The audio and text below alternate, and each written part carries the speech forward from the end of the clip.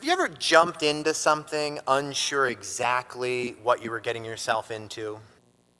Jesus' disciples were still in the process of figuring out what they had gotten themselves into, even after the resurrection, when it would seem things should be a little clearer. They are still asking Jesus about restoring Israel to its former glory, getting out from under the Roman boot. And Jesus is still trying to show them that they are focusing on the wrong things, or that they are not seeing the entire picture. In order to understand what Jesus is doing here, you have to step back into that ancient context a bit. As was named before the reading, the term Israel has become a tricky one today. There is the modern state of Israel that is populated by Israelis. While that nation exists in roughly the same place geographically, it is not the same as the nation, the people, Israel, the Israelites named in the Bible. And of course, both of these are distinct from the kingdom of Israel, which also shifted over time to include different lands and communities at different stages. I say all this to remind you that there are many ways, many different ways of defining and imagining community, and language is one of the ways we mark that. How we speak about people and places creates a kind of shibboleth.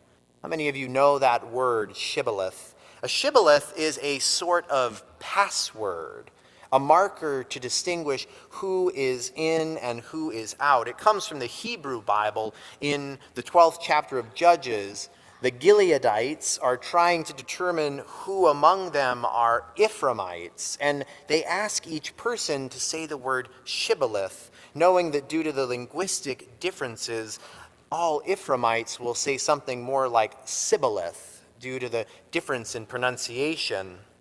A shibboleth is a test that tells us who is in and who is out. When I hear someone say Spokane with a long A or Gonzaga, I wince and then I smile because I know better. I belong here. Shibboleths come from language, but as a concept, they extend into almost every aspect of our lives. Clothing, customs, food, mannerisms, everything we do is coded in some way, marking us as part of one community or another. Most of us are part of multiple communities.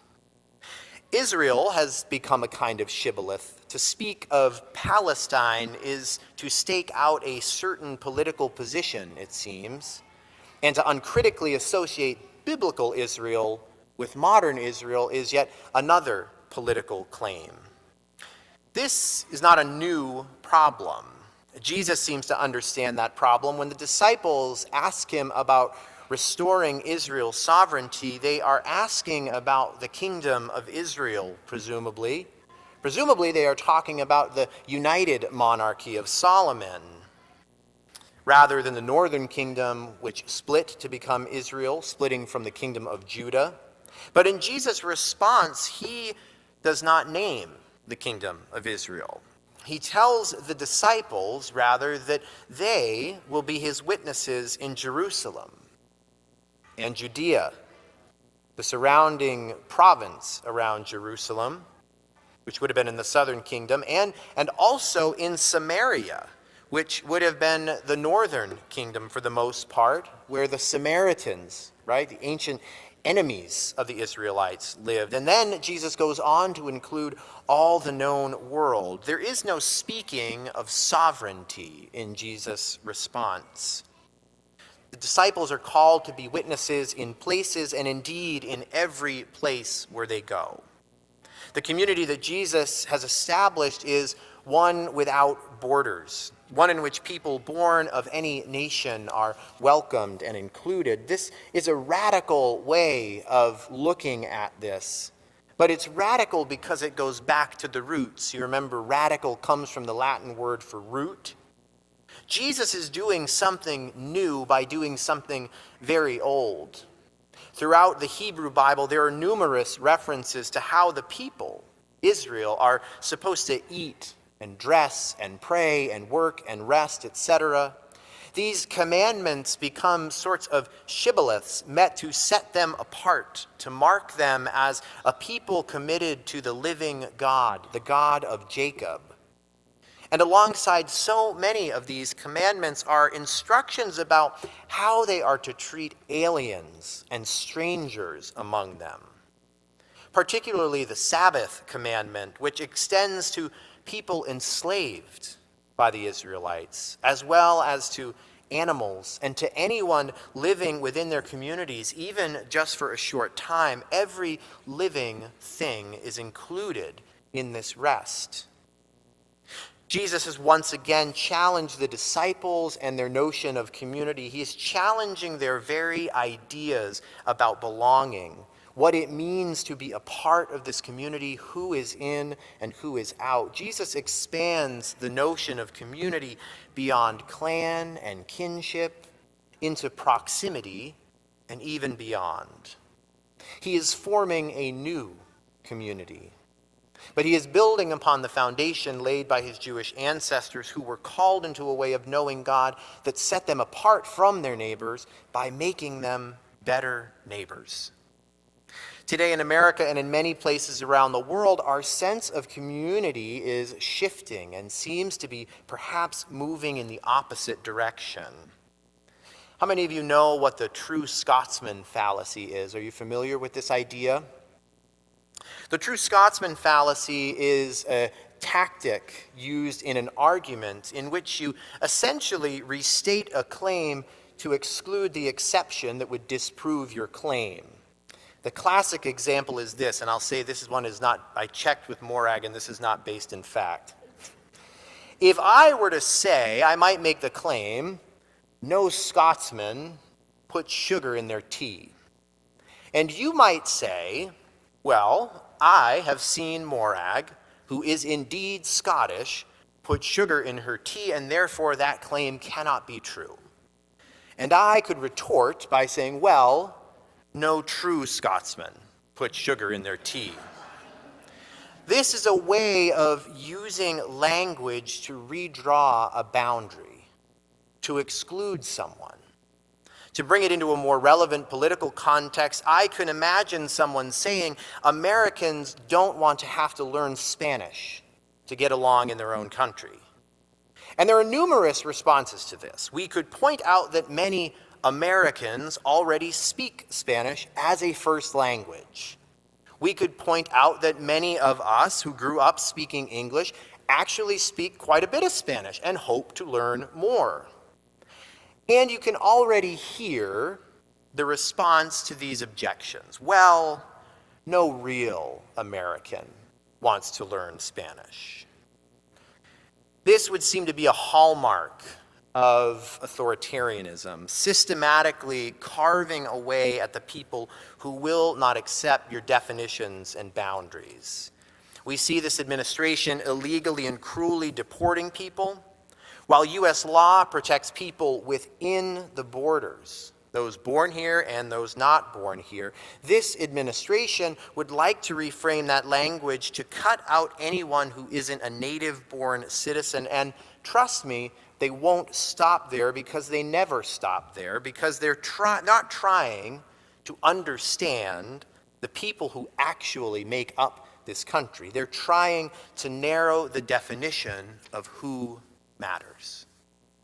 They said it was criminals they were after, but they're targeting anyone who is undocumented. They say it is people who are here illegally, but they are questioning the citizenship of indigenous people too. They are revealing that this is actually a purge, and they don't care where you were born and what you've actually done. The MAGA ideology is that no real American could possibly be opposed to Trump's policies. And they believe, they hope, they're wagering that if they are aggressive enough in their violence and cruelty, they can warp the definition of American enough to make that a reality. They are creating a narrower and narrower definition of who belongs And they're trying to narrow the definition of a human being. That's how racism and fascism work together, to dehumanize people. People at the margins can tell you that this is nothing new. This is a very old thing. People along the southern border know that sometimes families have to cross borders, but borders also cross families. People who are queer know that definitions can shift and change, and they have often been cut out by someone shifting those borders or definitions. Disabled people know that when we talk about everybody, we aren't always talking about everybody. We exclude people all the time, whether it is ableism or racism or homophobia or transphobia or simply ignorance. We exclude people all the time. And Jesus calls us to constantly challenge those boundaries that we have imagined, those borders. Jesus calls us to follow, to walk the edges, to find the ones cut in half by the language we use, by the politics we practice, by the communities we imagine. We do that at this communion table, where all are welcome and loved. I believe, I've said this before and I'll say it again, this is the central practice of our faith. More articulate in its expression than any theological framework of what it means to be a Christian. This table is for everyone who would draw near to it.